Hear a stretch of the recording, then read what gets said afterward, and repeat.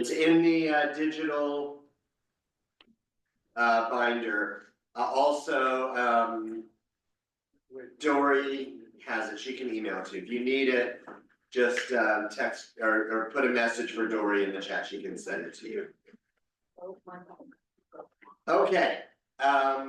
So Shana Tova, everyone. A couple of announcements before we start. We are recording the class sessions. We're doing it tonight, and hopefully it will be fine to and easy enough to retrieve. So our Judy will send something with a link to a recording. And if it works, I'm assuming it works well enough, then we will send the recording. We'll record each of the sessions. So in case you miss, you can watch it. Oh, great. But I don't want you to miss. Also, a couple of announcements about upcoming. Of course, we know that Yom Kippur begins tomorrow night, and then on Sunday we have two things I want to make sure you're aware of. We are going to have an informational meeting on Sunday at 12:30 about our congregational trip to Israel, which is going to be March 4th through 12th. So if you're interested in learning about the trip, considering going on it, which I hope you will, please join us for the informational meeting Sunday at 12:30, and then Sunday at 4 p.m. we have the community October 7th commemoration here at Temple Beth-El, which we're hosting in partnership with the Gold Coast Art Center. The Shirenu Choir will be singing. A musical trio will be performing some music, and rabbis from several local congregations will be speaking. So that's Sunday at 4. I hope you can be there. Finally, on next Tuesday, again, we don't have class, but then we will resume on the 14th. And then we have weekly classes. It's just these, holidays and everything falling as they do have kind of complicated our start. But so no class next week. Our next session will be in 2 weeks. And then we will be on a weekly schedule. Okay, Dory, what is this on my screen? I'm not. Paula accidentally started whiteboard, I think. Oh. All right, Paula, we want to take down the whiteboard if possible. Okay, I fixed it. There we go. Okay. First time I've seen it, so I was like, wait, what? Yeah. Okay, thanks. So I passed around a supplement for the binder today. We're going to start off our session by looking at this. So, yes, Lee. Since we're doing reminders, Yes. on October 22nd, there's one of the first official Doomer evening programs is Alex Katz. Is that correct? Yaakov Katz. Okay. Yes. I'll let you do it now that I've. Yaakov Katz is the author of a book about October 7th called While Israel Slept. And he will be here on I think it's Wednesday, October 22nd, to speak about the book, which should be very good. When you buy your ticket, include a book, but like if there's 2 people in your family and you want to come as 2 people, but you really only need 1 book, it's been set up so that you can do it that way also, that you don't each need to buy a book, when 2 people in the same family. So if you look at the Stumer trifold, there's a URL on it that gets you to the signups. Thank you, Lee. Yeah, a lot of good things coming up for us. Okay, so we are in session, our second session of Unit 2, where we are looking at Christian anti-Semitism. We will have one more session beyond this on Christian anti-Semitism. Tonight we're going to be looking at the period of it's the very, very early Middle Ages or late antiquity in the period of the church fathers.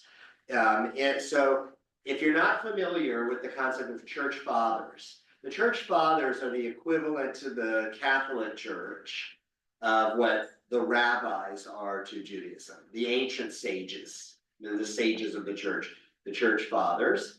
We're going to look at writings of a couple of the church fathers this evening. One is Augustine, another is Jerome.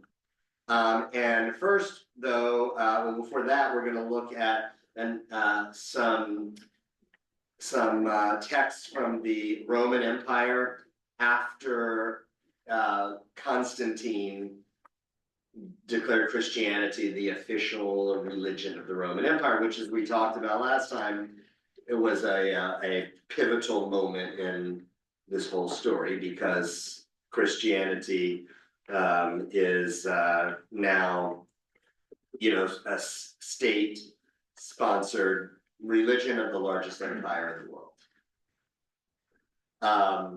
Before we read our primary texts, we're going to look at the supplement that I gave you tonight. It's just a few pages from two separate books by a scholar named Daniel Boyarin, who is a Jewish scholar of Talmud, and he also writes extensively about Christianity. His works are really interesting, very fascinating. The books are dense, and so they're academic books. So, not necessarily the kind of book that you can just lay on the couch with and enjoy, but really fascinating work. He wrote, the first excerpt that we're going to look at is from his book called Borderlines, The Partition of Judeo-Christianity. We're just going to read a few pages from the introduction to help us kind of set the historical context for the literature that we're going to read tonight. And I'll share this on the screen. Let me do that. I got it on the screen already. Oh, it's already there. Okay. Thank you. Okay, so we're going to read at the beginning here. Oh, yeah. If anyone needs a supplement, they're up here. Okay. Every day for 30 years, a man drove a wheelbarrow full of sand over the Tijuana border crossing. The customs inspector dug through the sand each morning, but could not discover any contraband. He remained, of course, convinced that he was dealing with a smuggler. On the day of his retirement from the service, he asked the smuggler to reveal what it was that he was smuggling and how he had been doing so. Wheelbarrows. I've been smuggling wheelbarrows, of course. This humorous anecdote functions for me on several levels at once.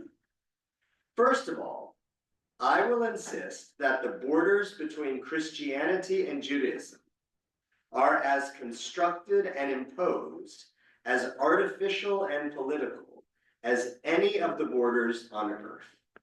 I shall propose in this book that just as the border between Mexico and the United States is a border that was imposed by strong people on weaker people, so too is the border between Christianity and Judaism. Rather than a natural sounding parting of the ways, such as we usually hear about with respect to these two religions, and he puts religions in quotes, is important for his work, although not directly important to what we're doing. I will suggest an imposed partitioning of what was once a territory without borderlands, much as India and Pakistan and Israel and Palestine were artificially partitioned by colonial power. A wonderful simile of Jacques Derrida's based on such a partitioning may help develop the power of this metaphor here. Derrida wrote, like Czechoslovakia and Poland, speech and writing resemble each other, regard each other, separated nonetheless by a frontier all the more mysterious because it is abstract, legal, ideal.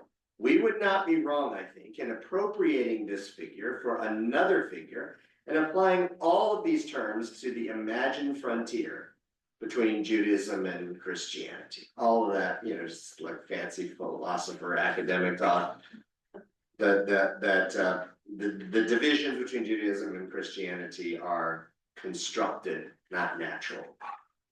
Second, the Tijuana border is a space for the crossing of contraband humans and contraband goods and services. Similarly, the border space between the juridical and abstract entities, Judaism and Christianity, throughout late antiquity and even beyond, was a crossing point for people and religious practices. Religious ideas, practices, and innovations permeated that border crossing in both directions. There were people as well who simply didn't recognize the legitimacy or even the existence of the border. And so at this time in history, in the patristic period, that's the time of the church fathers, the borders are between the divisions between Judaism and Christianity, he says, are taking shape. There's a lot of fluidity. There's a lot of movement back and forth between Jews and Christians, and the spaces aren't necessarily clearly defined. The Chicanos and Tejanos say, we didn't cross the border crossed us. Furthermore, there were customs inspectors at the frontiers of this Christianity and Judaism.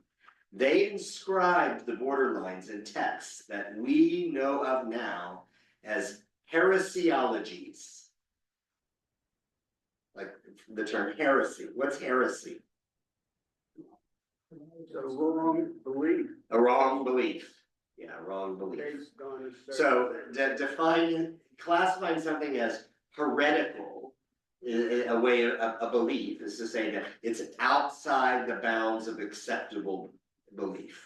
Okay, so he's saying that the authors of texts in this period are defining what is inside the boundaries of Judaism and what's not. What's inside the boundaries of Christianity and what's not. It's a time of differentiation, within a community that originated Christianity originated within Judaism, and we read Paul last time and saw that. So it doesn't just happen in an instant that there's Christianity and there's Judaism and everybody knows what from what.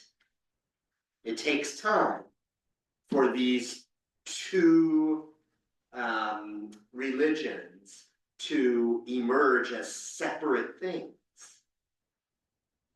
And he's saying that one major way that happens is through the writing of texts. Okay? Hold on, let's read it and we'll take questions. Okay.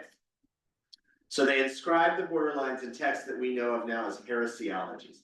Finally, I will suggest that those very inspectors of religious customers and their zeal to prevent any contraband from crossing the borders that they sought to enforce by fiat were themselves the agents of illicit interchange of some of the most important contraband, the wheelbarrows in this case, the very ideas of heresiology themselves. How and why that border was written and who wrote it are the questions that drive this book. Once I am no longer prepared to think in terms of pre-existent different entities, religions if you will, that came gradually or suddenly to enact their difference in a parting of the ways, I need to ask who it was in antiquity who desired to make such a difference. How did they accomplish or seek to accomplish that making, and what was it that drove them? And also, where possible, who and what resisted them?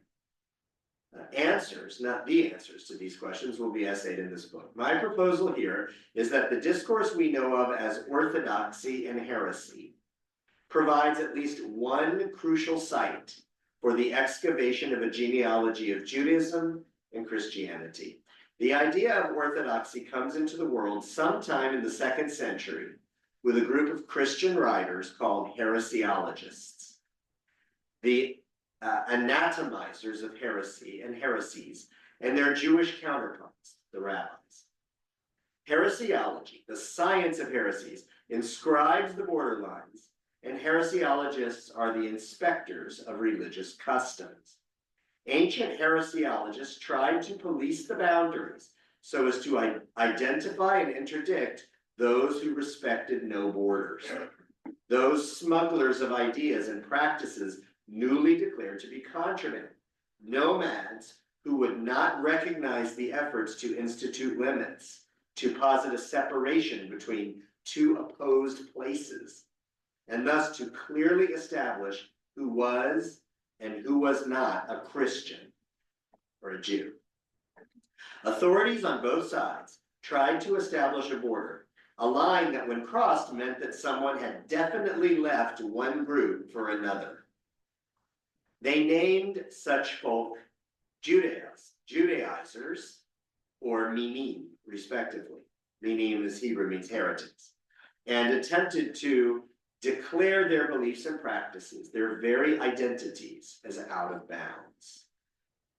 Groups that are differentiated in various ways by class, ethnicity, and other forms of social differentiation become transformed into religions, in large part, I would suggest, through discourses of orthodoxy and heresy.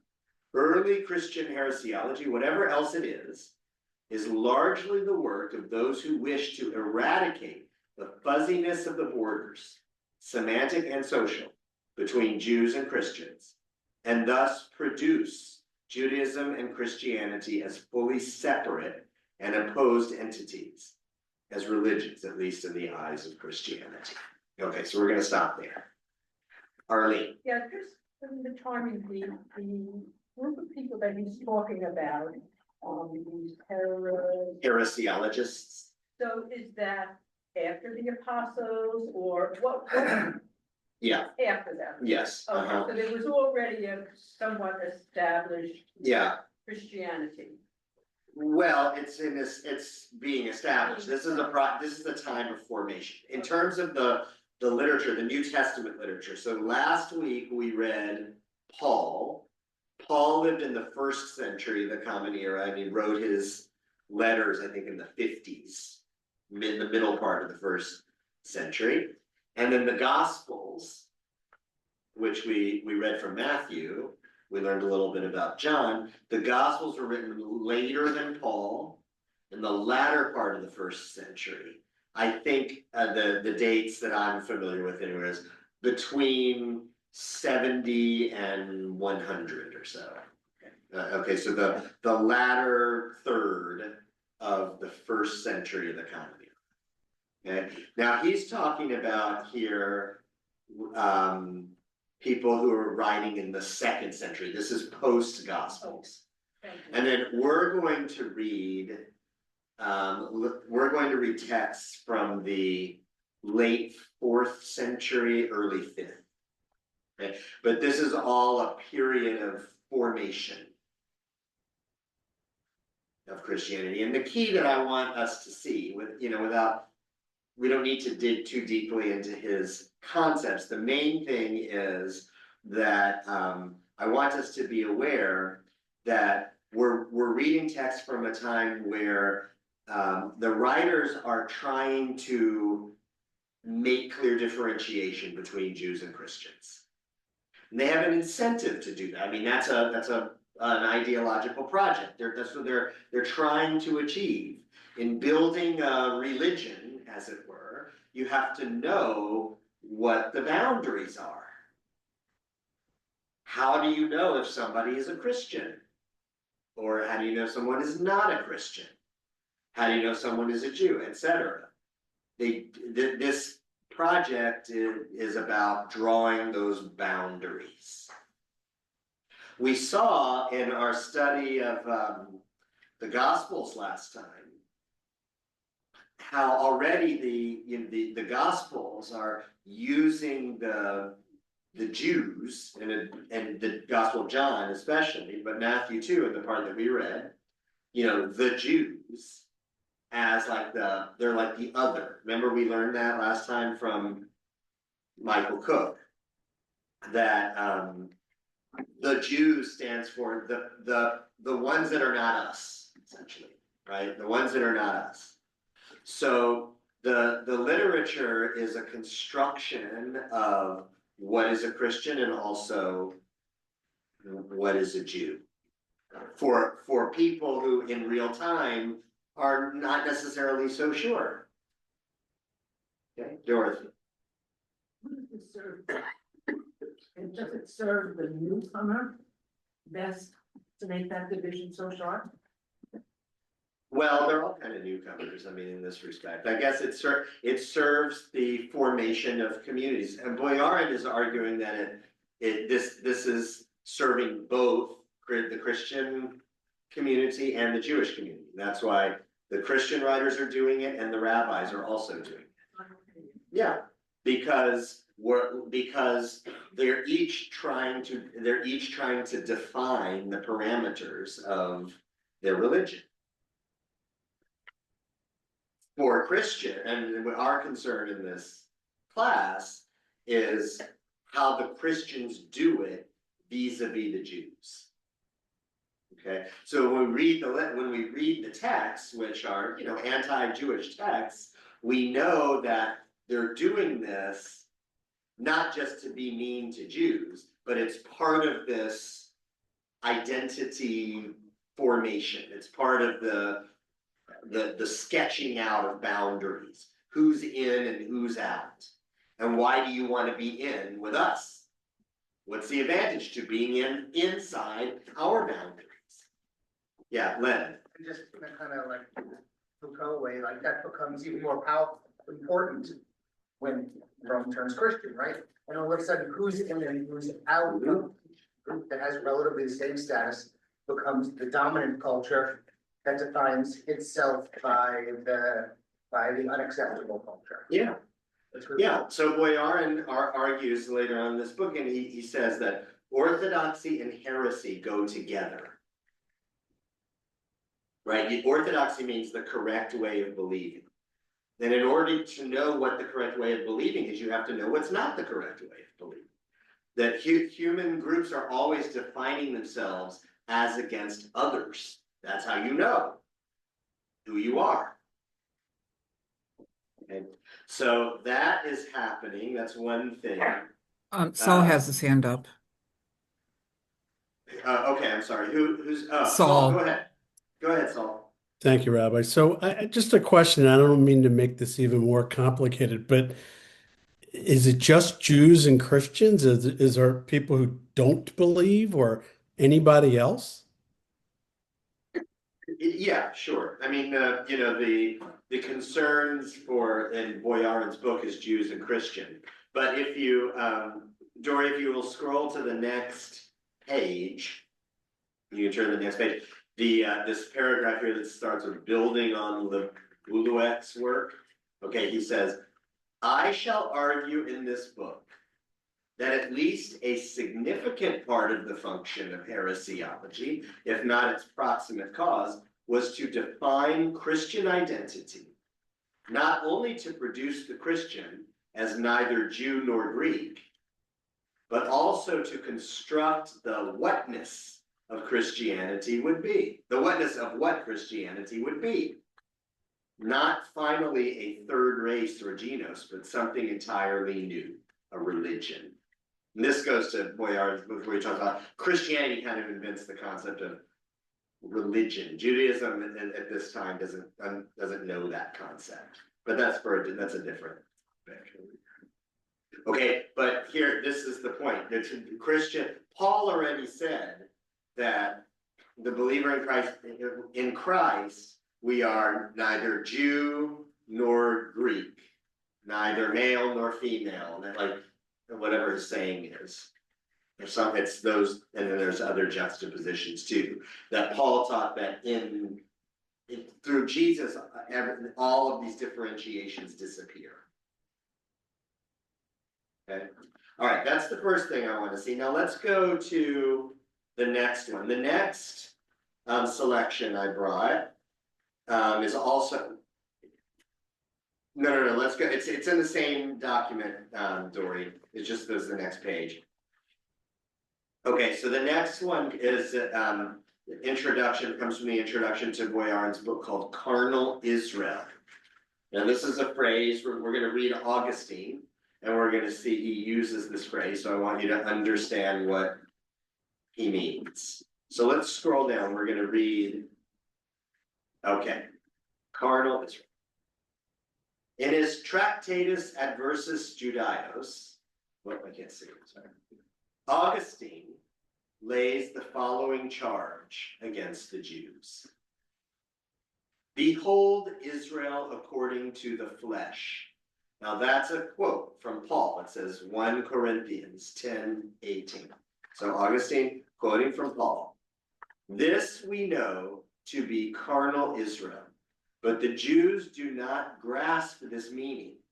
And as a result, they prove themselves indisputably carnal. Augustine knew what he was talking about. There was a difference between Jews and Christians that had to do with the body. He begins by quoting a hermeneutic remark made by Paul in the Epistle to the Corinthians in reference to a verse of the Hebrew Bible that speaks of Israel. What hermeneutic? Interpretive. Yeah. Paul claims by this statement that the verse refers to Israel according to the flesh. That is, Israel understood literally.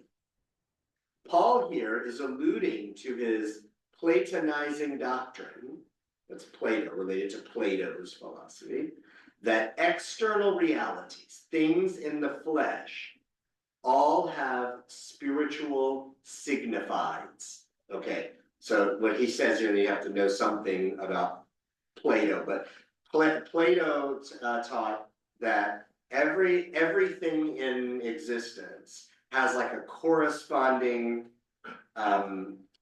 abstract or spiritual, what he called a form. Absolute. The absolute, the ideal. Yeah, he called them forms, like in the heavenly realms or whatever, out there in the world. That everything that we know in this world is like an imitation of the form. There's something like table, okay, just to take table. For Plato, there's the form table in the heavens is like the pure table in its ideal, purest thing.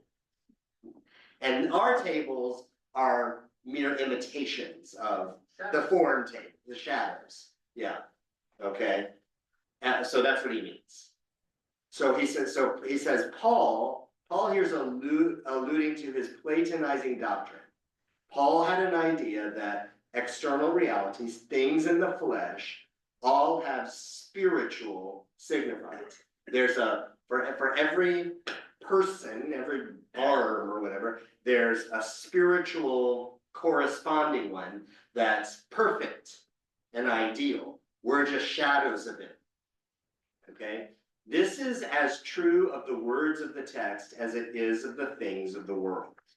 Now, when he says the words of the text, this is important to Paul, because he says if words in this world have corresponding form in the heavenly world, okay, which means that the words that we read are what? They're shadows. They're just they don't capture the fullness of what the ideal is. Not real. Well, they're real, but they're not. They're just imitation. They're imperfect reflections of the ideal. So for Paul, this becomes important to Christianity generally. They say you have to read the Bible, and of course, remember, Christians read the Old Testament, what they call the Old Testament, the Hebrew Bible. They say you have to read the Hebrew Bible for what it is, which is just a pale reflection of the ideal. In other words, you have to interpret the Hebrew Bible properly so that you can understand the spiritual reality. And Christianity uses the methodology of allegory. Like the Bible may be saying one thing, but it actually means another. Okay. All right. So he goes on. Just as there is an Israel in the flesh, there is also an Israel according to the Spirit, the Gentile and Jewish believers in Christ. There's the shadow and ideal relationship again. Israel according to the flesh, that's us, we're the pale imitation of the ideal Israel, which is the believers in Christ, according to Paul, okay? Augustine here argues with fine paradox that Israel, according to the flesh, that is the Jews, by its very existence, that it is the true Israel, by its very insistence that it is the true Israel, demonstrates that it does not understand that there is both a carnal and a spiritual sense to Scripture. Remember we saw synagogue, the image of the woman with the blindfold on last time? That's this, we're blind not only to the reality of, to Jesus, but blind to what our own Bible is telling us. That's the idea. And we're blind to it because Augustine says, because we're carnal. Jews are carnal. We only live in this world. We have no sense of the spiritual ideal that's out there. We're completely blind to it, is Augustine's idea. Okay? By its variance, the fact that we Jews insist that we're the true Israel, for Augustine, indicates that we don't get it. Okay? And we don't understand that there's a higher, meaning out there. And by this demonstration, this people condemns itself to remain forever and indisputably carnal and not spiritual. The carnality of Israel's understanding is what consigns it forever to the realm of the flesh. That is to say, the hermeneutic practices of the rabbinic Jews, their corporeal existence as a people, and their emphasis on sex and reproduction are all stigmatized as carnal by the Father. This accusation against the Jews that they are indisputably carnal was a topos of much Christian writing in late antiquity. I propose in this book to account for this practice of Augustine and the others who characterize the Jews as carnal, indeed to assert the essential descriptive accuracy of the recurring patristic notion that what divides Christians from rabbinic Jews is the discourse of the body and especially of sexuality. Okay, so again, this is just the themes that you should be aware of when we read Augustine. Questions about this?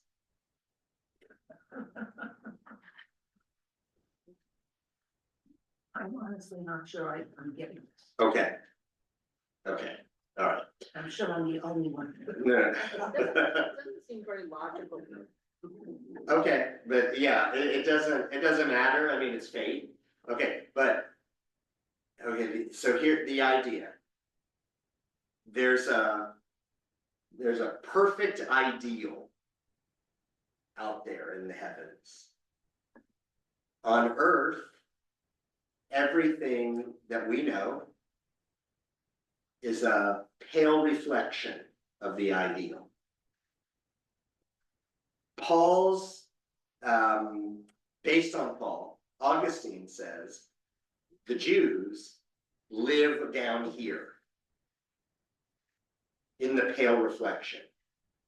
And the Jews have no idea about the ideal reality that exists up there. They think that the world in which we live is the only thing. But they're deluding themselves. There's an ideal, a spiritual ideal out there that the Jews' own Bible tells you about if you read it properly. But the Jews don't know how to do that because they're clueless about this ideal reality. Christianity takes you to the ideal. Judaism condemns you to live in the pale shadow forever. That's in a nutshell. Does that make sense? What I'm saying? Okay, all right. Ellen.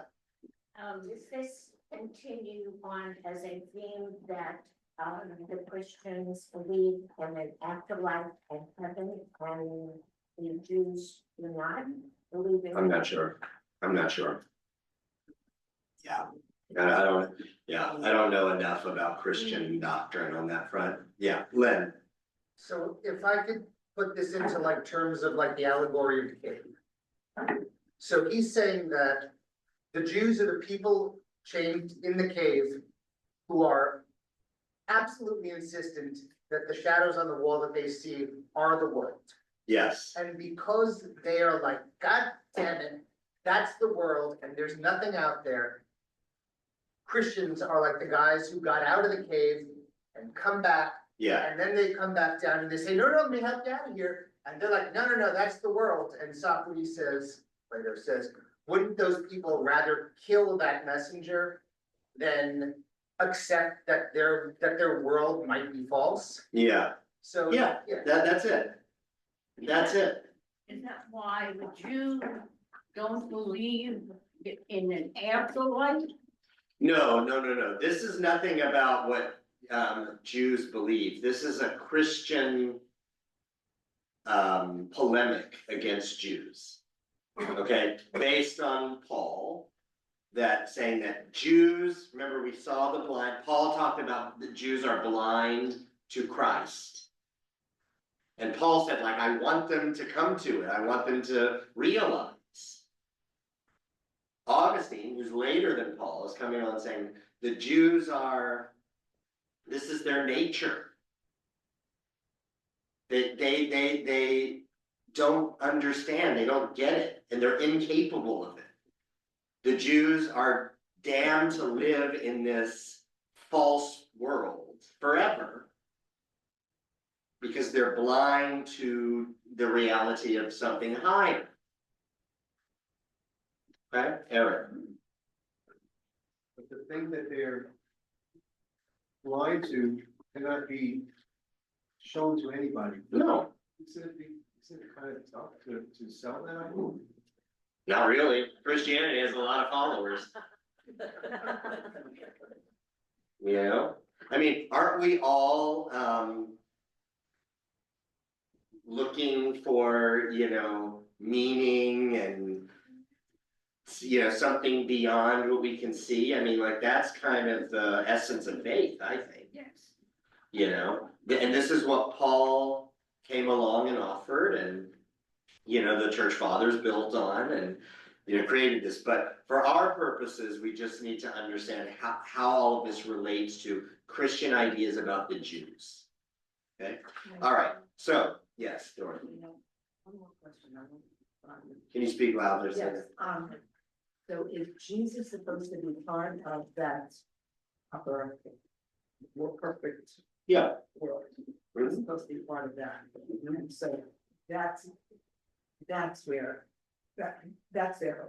Okay, I got that. Well, the Gospel of John, the very beginning of the Gospel of John says, Dory, can you pull up the Gospel of John? Let's look at this. You have to go on the line to find it. Let's just pull up the Gospel of John, chapter 1.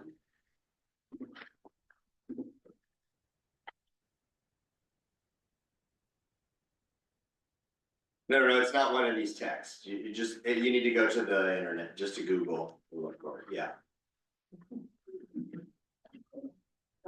John, okay, yeah, just open it up. All right, so let's see if we can make that bigger. Okay, great, Now let's scroll down, we can see it, okay, so then, here we are. Very beginning of the Gospel of John. In the beginning was the Word, and the Word was with God, and the Word was God. He was with God in the beginning. Through him, all things were made. Without him, nothing was made that has been made. In him was life, and that life was the light of all mankind. The light shines in the darkness, and the darkness has not overcome it. Scroll down to 14 there, verse 14. The Word became flesh and made his dwelling among us. We have seen his glory, the glory of the one and only Son who came from the Father, full of grace and truth. Okay? Jesus is perfection, divinity, incarnated. Okay? So Jesus represents that ideal, the perfect ideal. Okay, so let's go now to our primary text. So if you will open your binders, we're gonna look first at the one, not the Augustine yet. We're gonna look at the first one after the green page in Unit 2.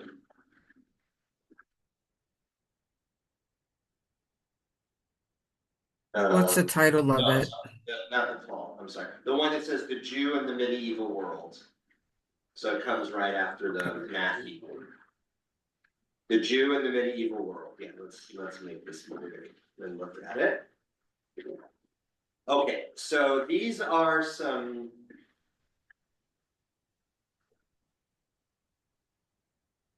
Yeah, that one. Okay.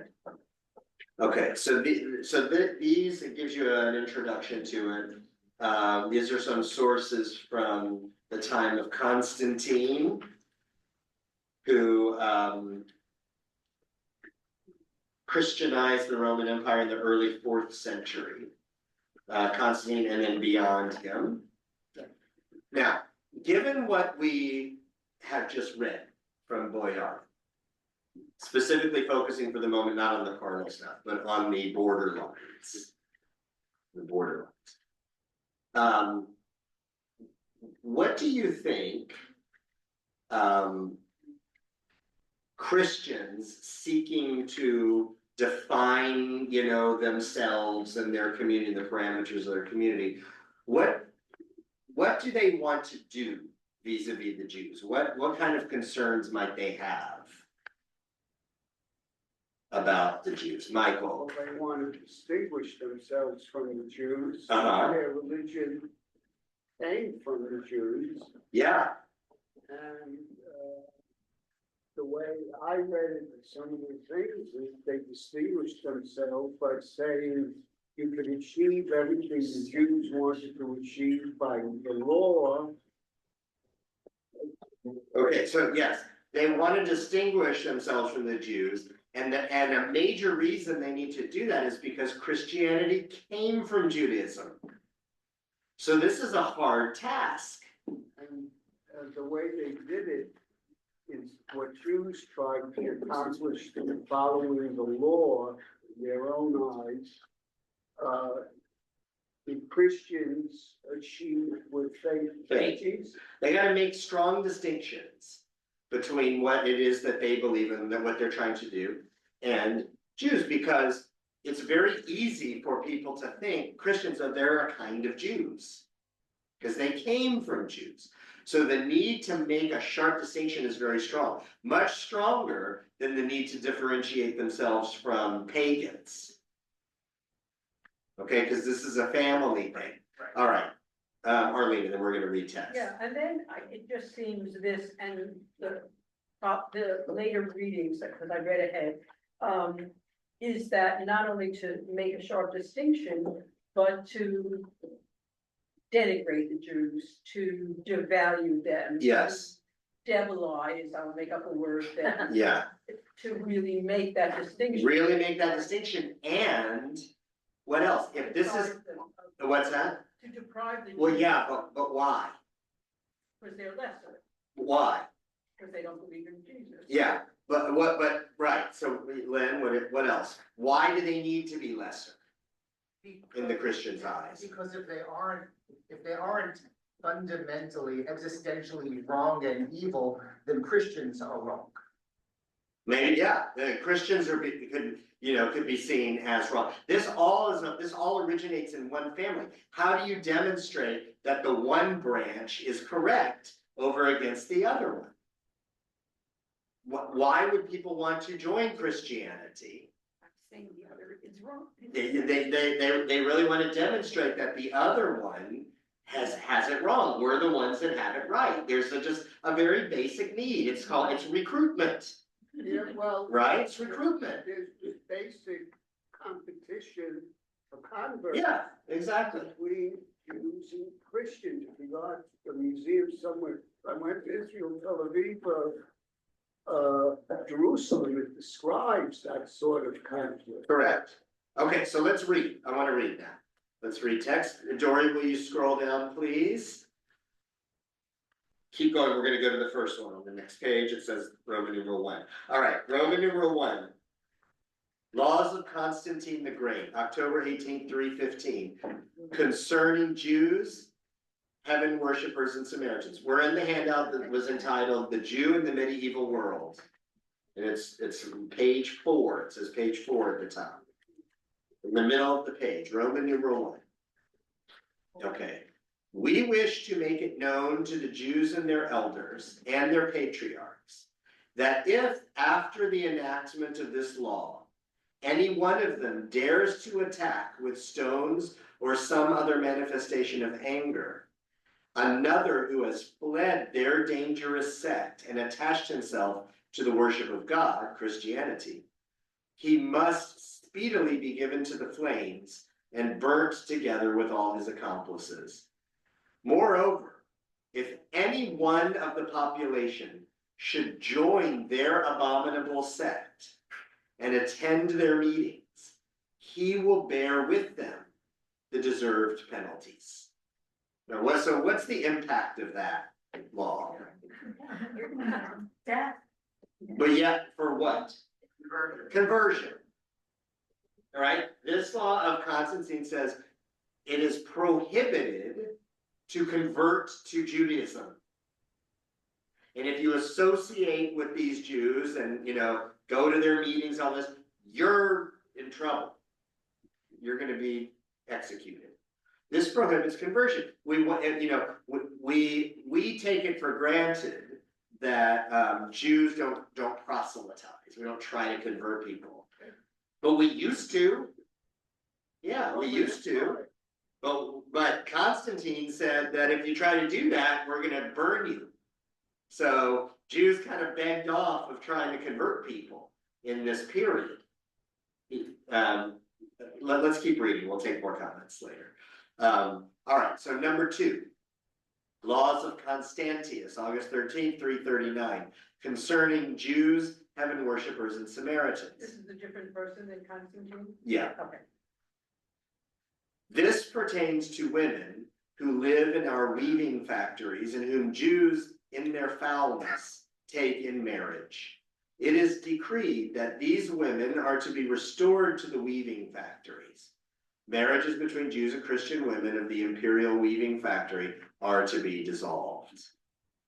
The prohibition of intermarriage is to be preserved for the future, lest the Jews induce Christian women to share their shameful lives. If they do this, they will subject themselves to a sentence of death. The Jewish husbands are to be punished with death, okay? Bans on intermarriage with Christians. Now, this is in the 4th century. I mean, these things that we're going to be reading, you'll see how they recur again and again, in different manifestations and different times and places.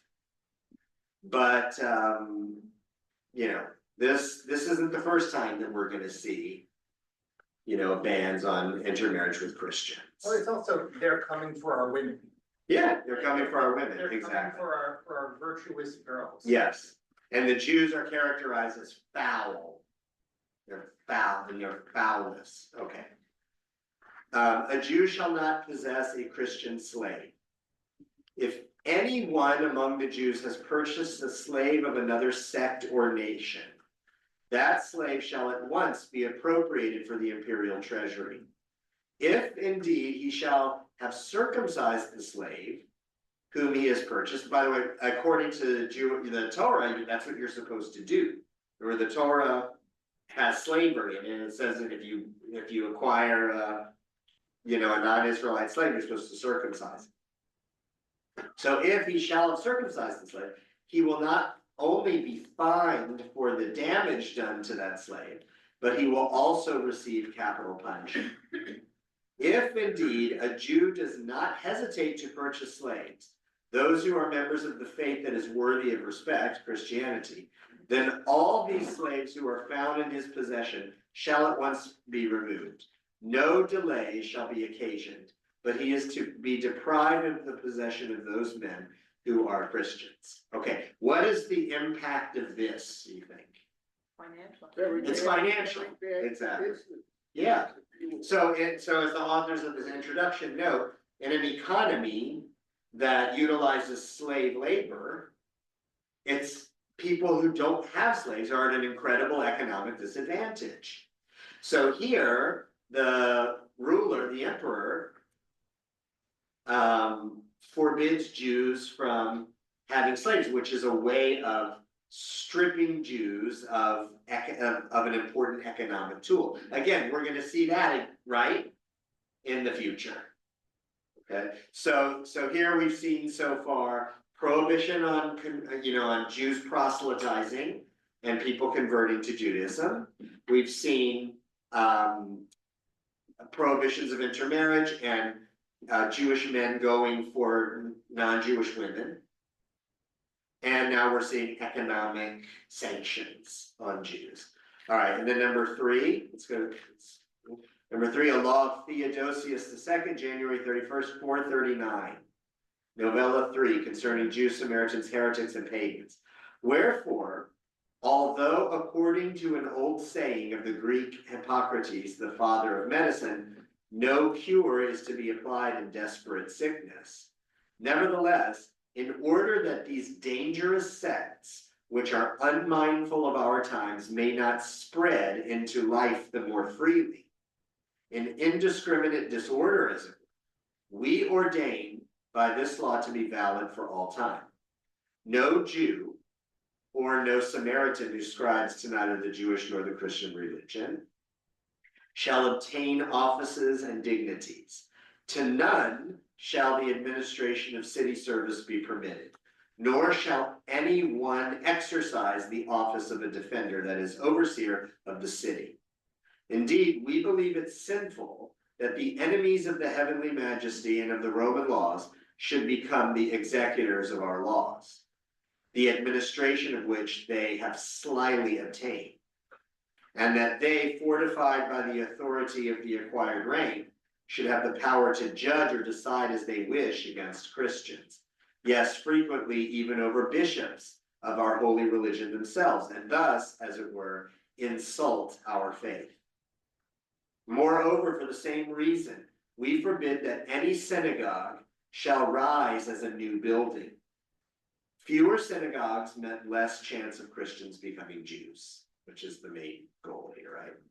However, the propping up of old synagogues, which are now threatened with imminent ruin, is permitted. To these things we add that he who misleads a slave or a free man against his will or by punishable advice from the service of the Christian religion to that of an abominable sect and ritual is to be punished by loss of property and life. That is, the Jew who converts anyone to Judaism loses life and property. On the one hand, whoever has built a synagogue must realize that he has worked to the advantage of the Catholic Church, which will confiscate the building.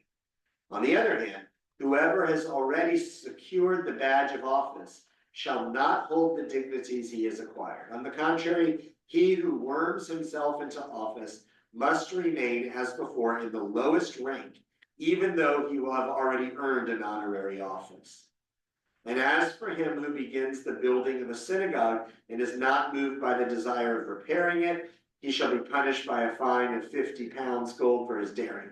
Moreover, if he will have prevailed with his evil teachings over the faith of another, he shall see his wealth confiscated and himself soon subjected to a death sentence.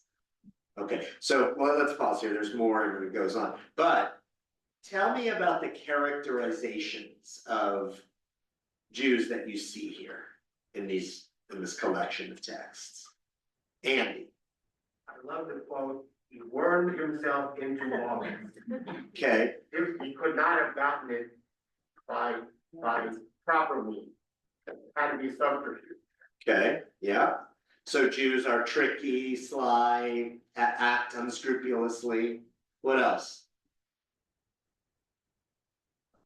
Michael? They'll try their best to convert other people to Judaism. Okay, Like, one reason they shouldn't own a slave is they can make that slave into a Jew. yeah, okay. They might try to bring people over to them, and in any case, we want to stop them from getting new recruits. For sure. What else? Character traits of Jews here. That's what I want to go for, because we're going to extract those and carry them with us as we see in future texts. Yeah, Frank. Kind of like a cancer. Okay. How so? Well, it's similar to what the Nazis were saying. You know, we're kind of undermining society by our very presence. Yeah. And in this case, in this context, that's so because Jews exercising any kind of authority or power or economic influence, over Christians is an insult to Christianity. And of course, if Christianity is the correct faith, and Judaism is by definition not, then you can't have Jews empowered over Christians. Okay, Lynn? One thing that's missing is any reference to them being satanic, Right, right? yeah, that's not here, that's It's not here. Not yet. Not yet, although, right, yeah, in John, in the Gospel of John, he does say that the Jews are the sons of Satan. Right. But yeah, not here in these laws anyway. Okay, Nancy. With all the prohibitions, it's miraculous that we have survived. Yeah, I mean, they're and not. this isn't the only time that we've endured stuff like this, so yeah, you're right, it really is. Lori. But it might seem stupid, but I wonder this whenever I study anti-Semitism. Do you think that all the people that wrote this and said this really thought these things about Jews, or did they just say it to make the Jews look worse and make themselves feel better? I don't know. I mean, I think it's probably all blended into one thing, and in their minds. Remember that there is a need and a desire to differentiate Christianity from Judaism and to present to the world Christianity as the correct faith, which they believe it is. And so they demonstrate through these various, legal, laws and also philosophy and so forth, why they're right to do that. Look, I mean, people do this all the time. This phenomenon of setting, boundaries, and differentiations of one group against another is a common human behavior. We do it in our own lives. Where you say like, I'm in the good side, and then like the people who don't believe like me or see things differently, they're terrible, they're evil, they're this, they're that. I mean, that's how humans are. So that's what's going on here. Okay, well, I want to move on now, so we can get to the next text. We'll take more comments. Let's scroll now, Dory, to the Augustine. This was tough. It is, yeah. Let's go to Augustine. No, the next text, please. Oh, it's going to be. I'm sorry. It's the other file. It's gonna be Augustine in the Christian file. Yeah, reply to Faustus the Manichaean. That's it. No. The other one. What's Manichaean? It's a philosophy of the time, I think. Like Manichaean is like black and white. There's two. I don't know. Doesn't really matter. He wrote this in reply to Faustus the Manichaean, but he's talking about Jews. Okay, so Augustine.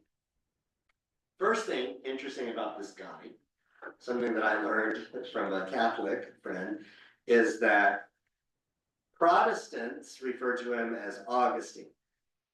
Catholics refer to him as Augustine. Why? Who knows? So they do. And he's a saint in the Catholic Church. And he lived in the late 4th and early 5th centuries in North Africa. He's a really important church father.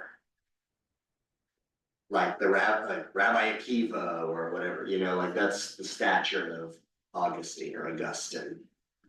Okay, so we're gonna read his essay here. And remember, he's gonna talk about carnal Israel, so we've learned a little bit about that concept.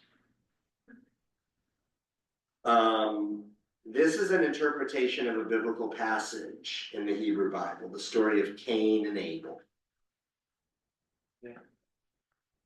As Cain's sacrifice of the fruit of the ground is rejected, while Abel's sacrifice of his sheep and the fat thereof is accepted, so the faith of the New Testament praising God in the harmless service of grace is preferred to the earthly observances of the Old Testament. Okay, there's the spiritual versus the carnal, right? The heavenly versus the earthly.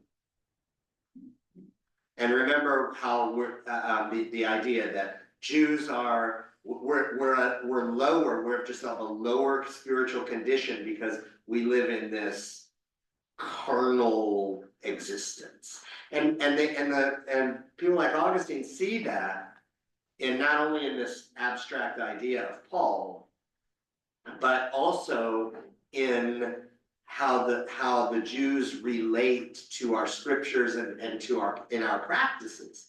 You know, Jewish practice and rabbinic practice is very tactile.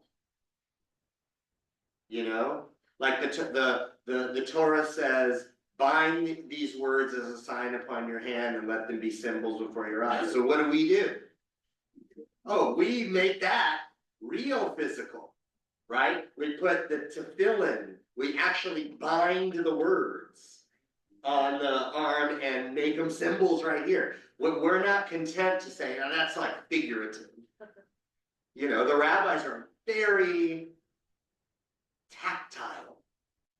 You know, inscribe them on the doorpost of your house. Oh, we're going to do that, right? We're going to take words and we're going to put it on the door. I mean, so that, you know, so the church fathers are grounded in the stuff that like the practices of the Jews are very like earthly, very connected to physicality and to the tangible stuff.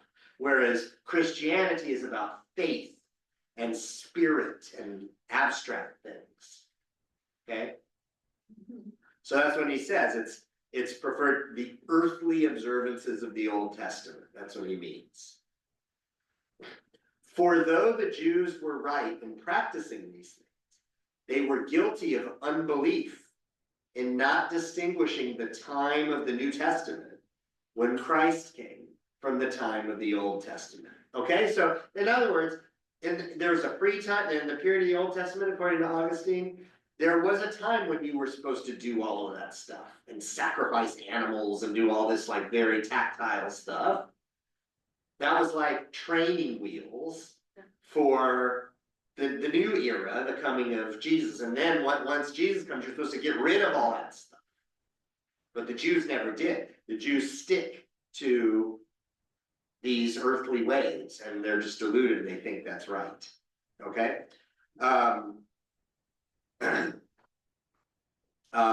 God said to Cain, if you offer well, Yet if you divide not well, you have sinned.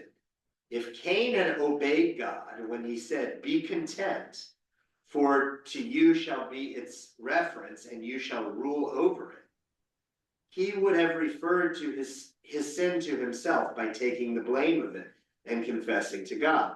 And so, assisted by supplies of grace, he would have ruled over his sin, instead of acting as the servant of sin in killing his innocent brother. Oh, you see where this is going, right? You see where this is going? Okay. So also the Jews, of whom all these things are a figure, a prefiguration, if they had been content, instead of being turbulent, and had acknowledged the time of salvation through the pardon of sins by grace, and heard Christ saying, they that are whole need not a physician, but they that are sick, I came not to call the righteous, but sinners to repentance. And everyone that commits a sin is the servant of sin. And if the Son make you free, you shall be free indeed. They would in confession have referred their sin to themselves, saying to the physician, as it is written in the Psalm, I said, Lord, be merciful to me, heal my soul, for I have sinned against you. And being made free by the hope of grace, they would have ruled over sin as long as it continued in their mortal body.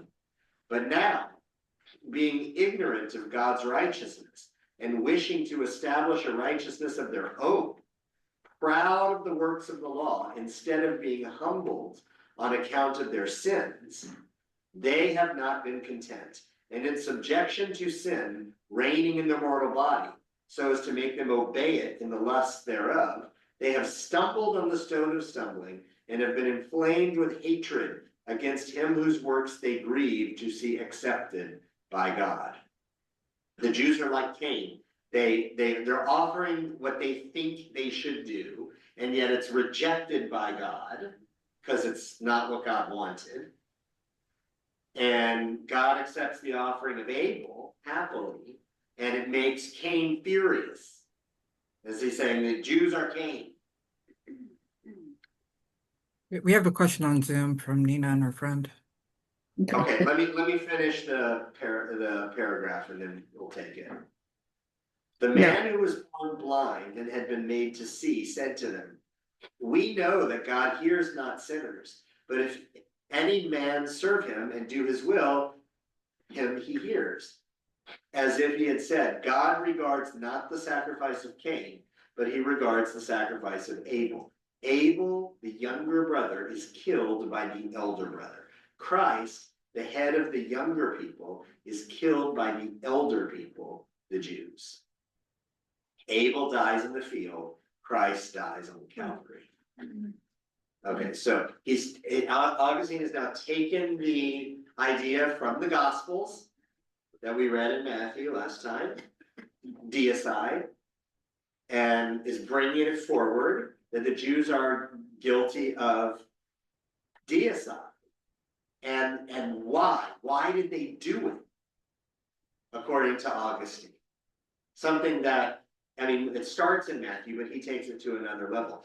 As you're reading Augustine, why is he saying that the Jews did this? Why did they kill Christ? Michael? Because God would not accept what they had to offer. Right. They would not accept. Yes, their gift. because God has rejected them. God has rejected their deeds, and that made them angry and jealous of the younger brother.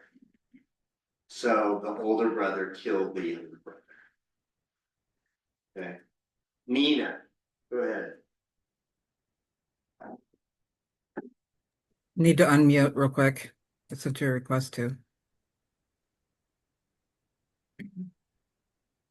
You're muted.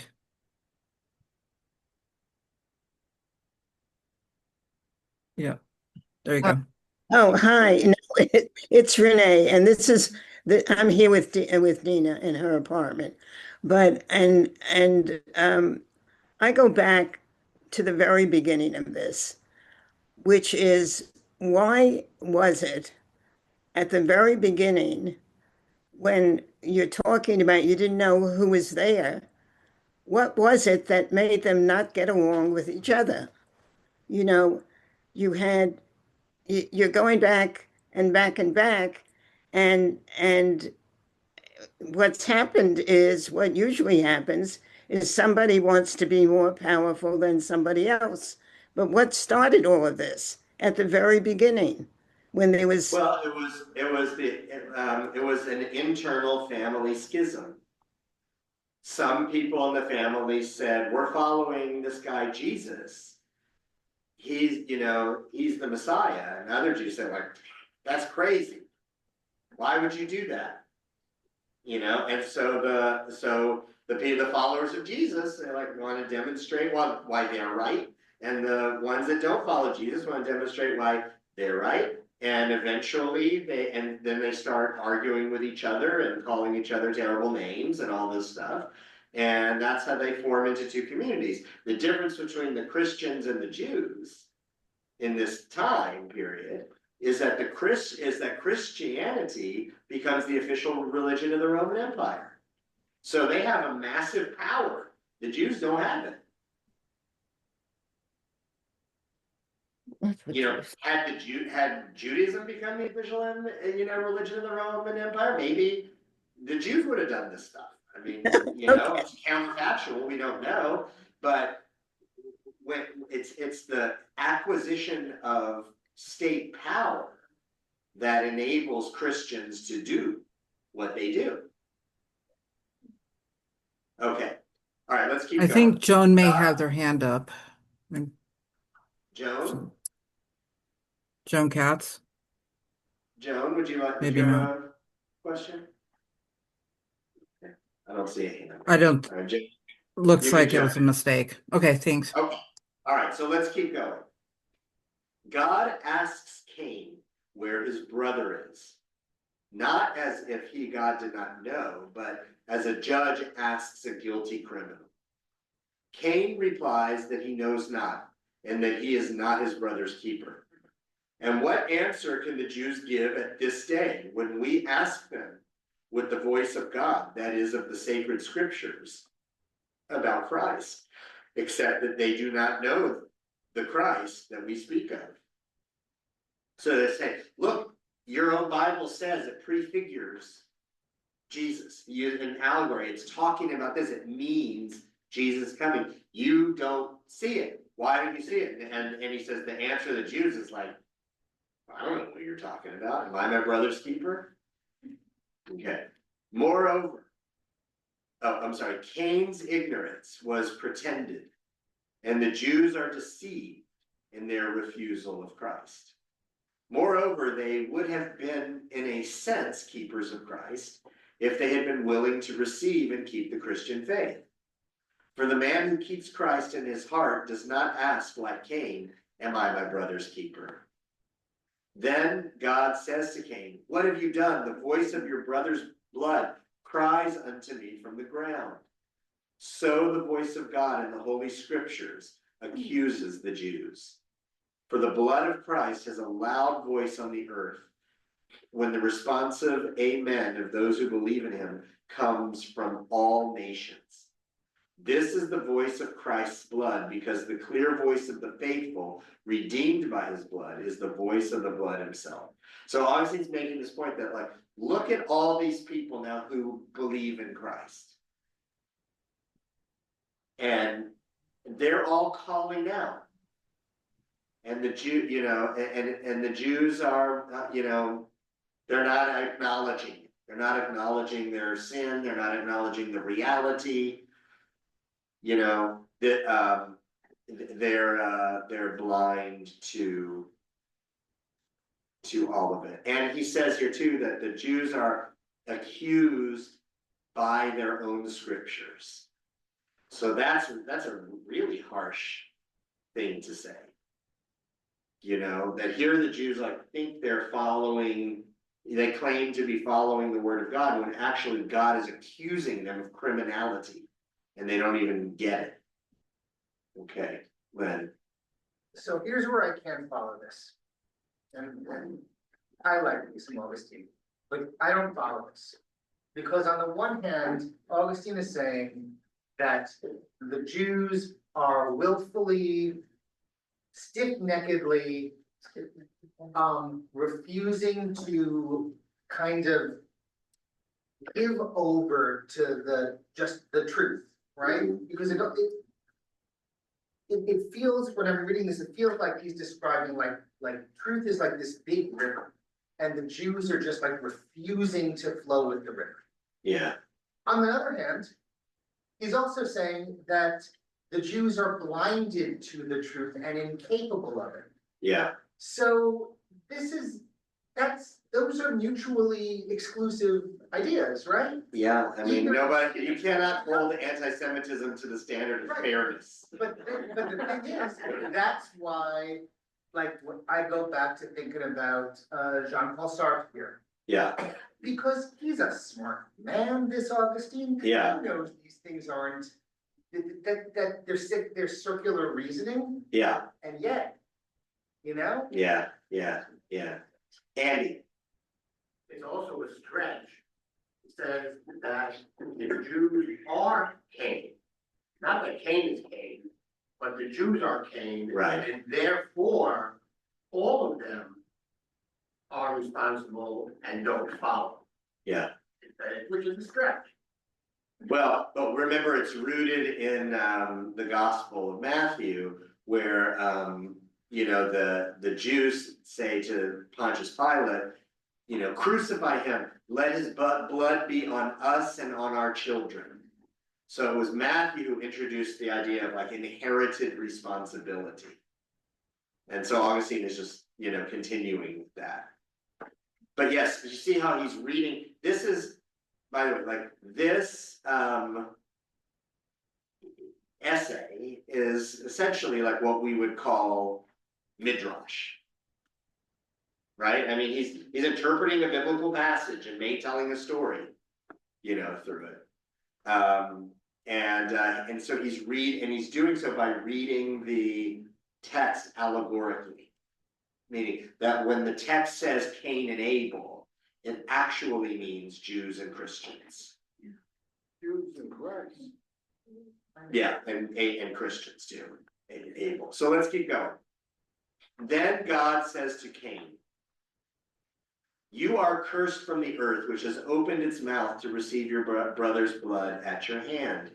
For you shall till the earth, and it shall no longer yield unto you its strength.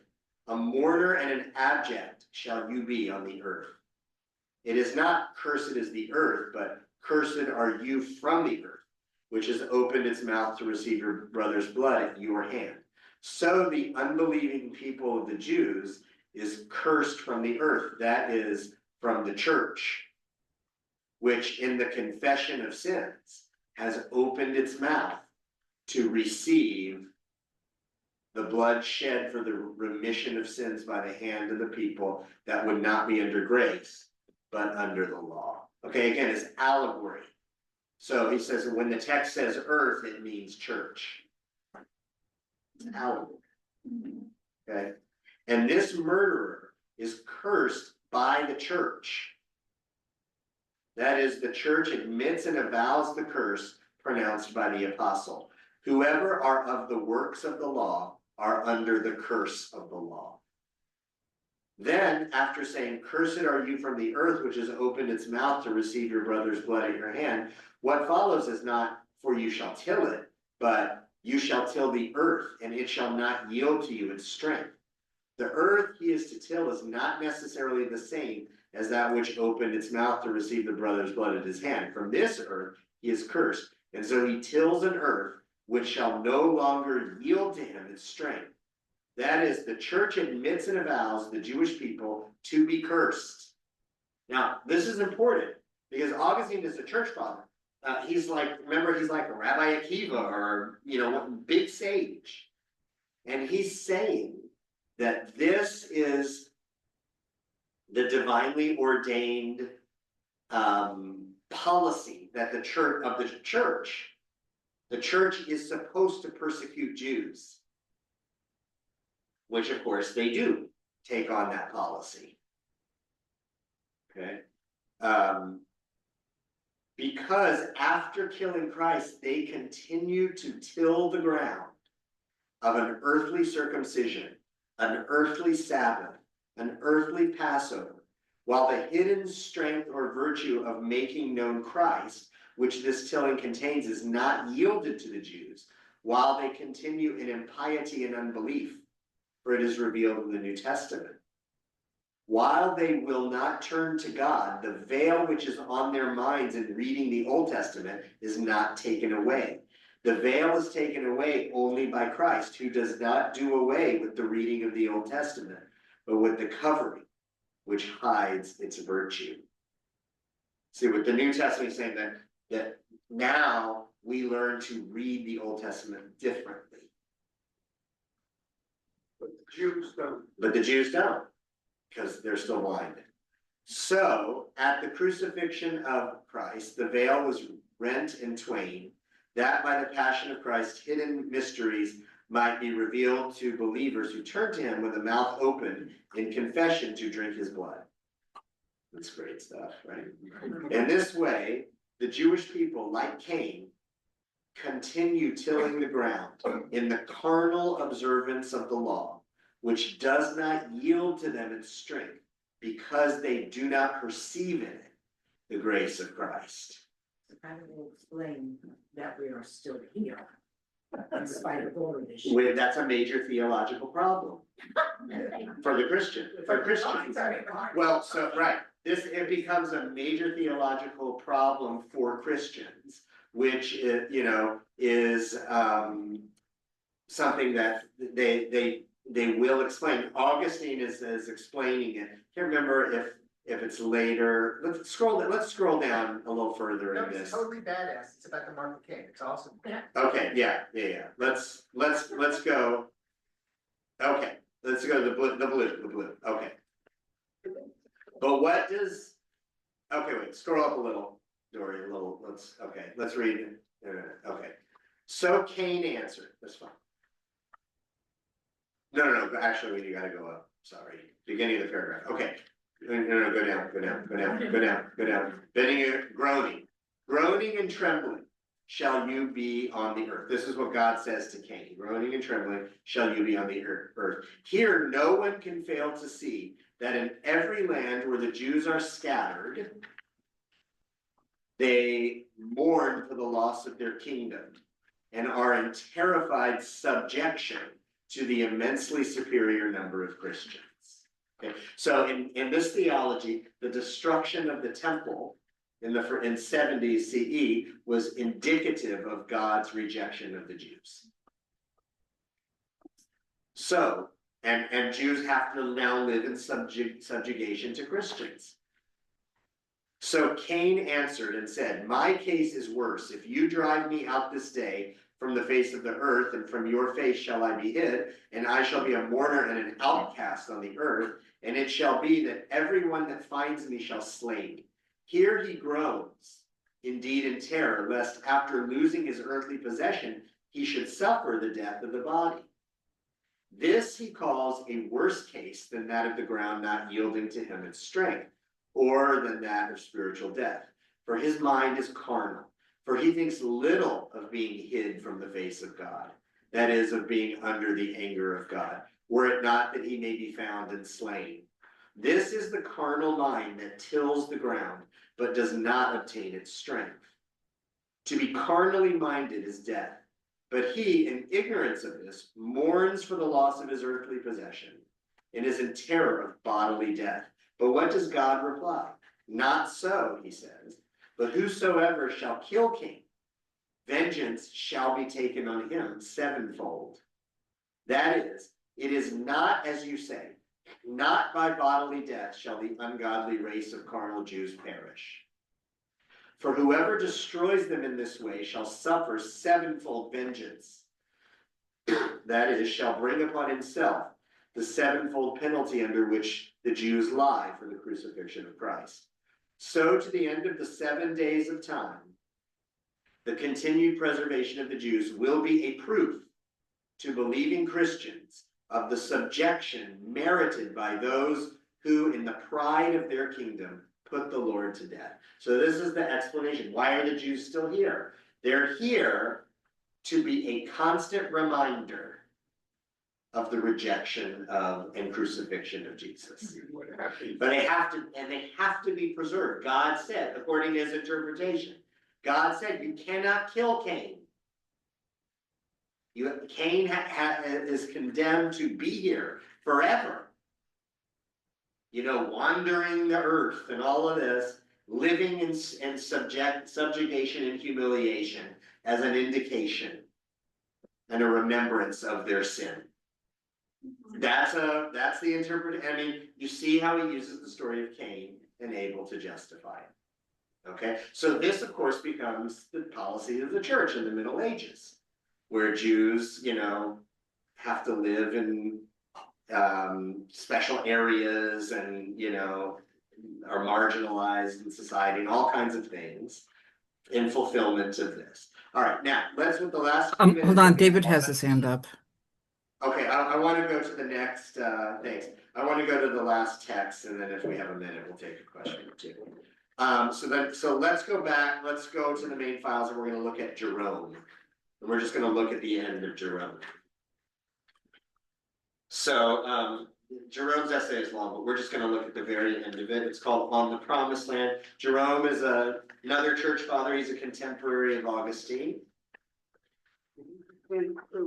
He's a Hold saint. on, my computer's being weird. Jerome is a saint, and Jerome is most famous for translating the Hebrew Bible into Latin. And Jerome also is known for having become a scholar of the Hebrew language.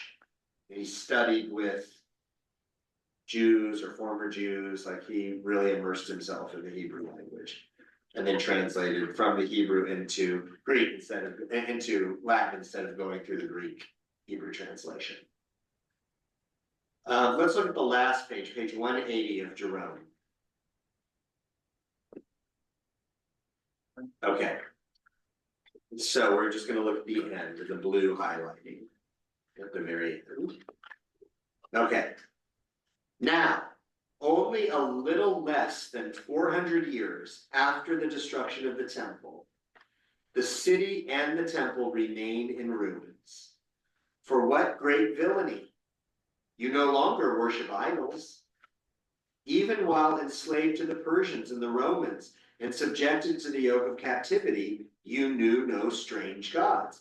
How is it that the most merciful God, who has never forgotten you, is not moved by your sufferings after all this time to release you from captivity, or more precisely, to send you your awaited Antichrist? I don't know. I guess he means Messiah right now.